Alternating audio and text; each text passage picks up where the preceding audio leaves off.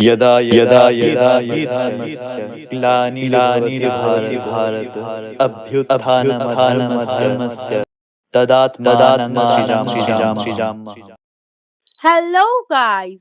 Welcome back to Gen Gen Z Z Truth Truth Hub. Hub আমি সোহিনী। আর আমি ঋতিকা। আজ আমরা চলে এসেছি শিবরাত্রি পুজোর লাইভ ভাইব নিতে।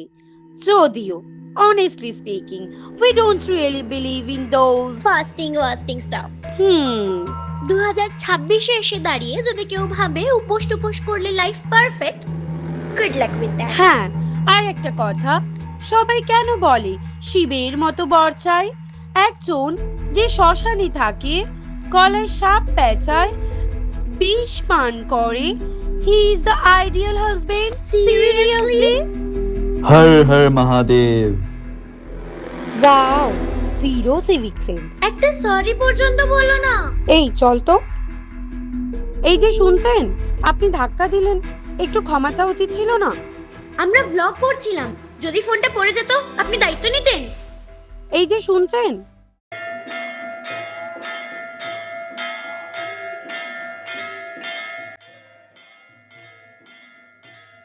আশ্চর্য ব্যাপার তো, এদিকেই তো গেল। তাই তো দেখলাম, কোথায় কোথায় গেল? গেল? তোমরা কি আমায় খুঁজছিলে? হ্যাঁ, আপনার আচরণটা মোটেও ভদ্রতার মধ্যে পড়ে না। আপনার বাবা মা ম্যানার্স শেখাননি? না, হয়তো শেখাননি, কিন্তু একটা প্রশ্ন করতে পারি?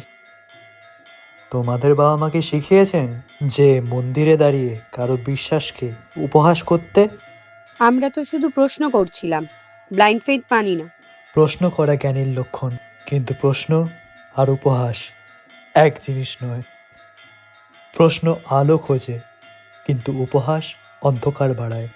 তোমরা জানতে চেয়েছিলে না যে শিবের মধ্যে এমন কি আছে? আসো আমার সাথে।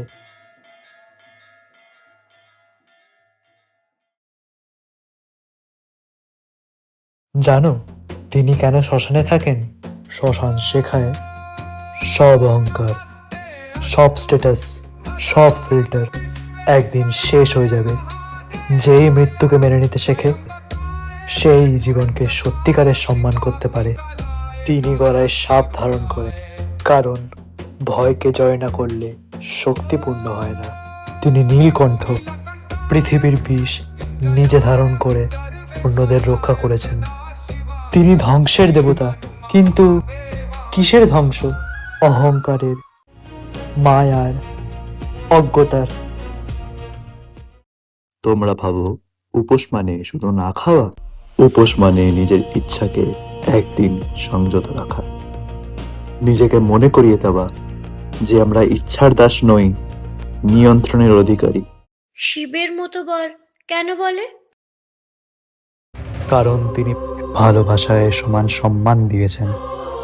শক্তি আর শিব দুজন একসাথে সম্পূর্ণ, একজন ছাড়া অন্যজন অসম্পূর্ণ। আমরা হয়তো না জেনেই বিচার করছিলাম।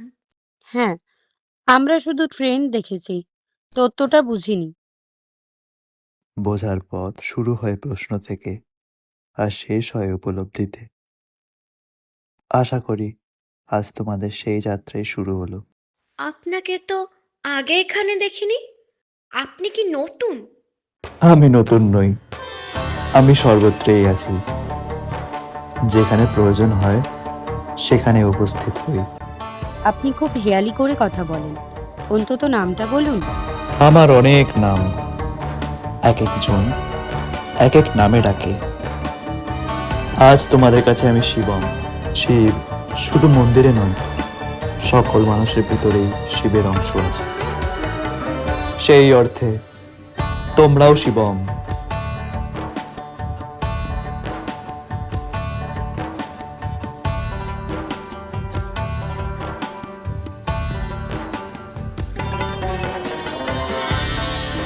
ময়ূরের পালক আমার খুব প্রিয়।